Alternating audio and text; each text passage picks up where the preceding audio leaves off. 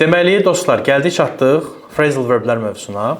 Bu çox vacib mövzulardan biridir. Belə ki, bəzi insanlar bunu çox da önəmsəmirlər, bəzi insanlar çox önəmsəyirlər, çox xoşlarına gəlir. Bu önəmsəniləcək mövzudur. Phrasal verblər sizin ingiliscə peşəkarlığınızı göstərən həqiqətən ən əsas mövzulardan biridir. Çünki Amerikanlar, ingilislər həddən artıq çox phrasal verblərdən istifadə edirlər. Hətta kinoları bəzən baxıb başa düşmə məsələlərimiz də odur. Baxırsınız ki, sözləri bilirəm, amma tam başa düşə bilmirəm.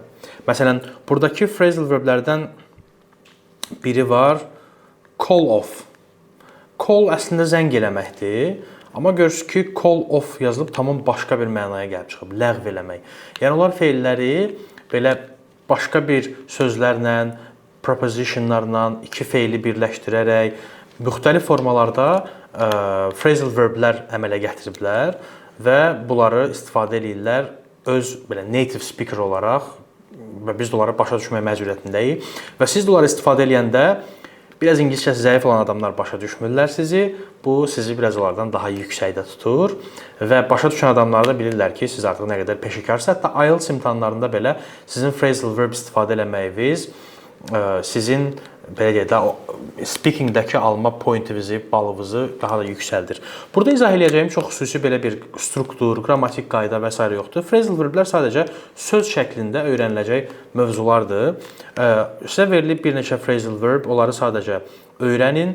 Əgər daha çoxunu istəsəz, bizim deməli materiallar bölməsindən girib daha çox phrasal verbləri əldə edə bilərsiniz.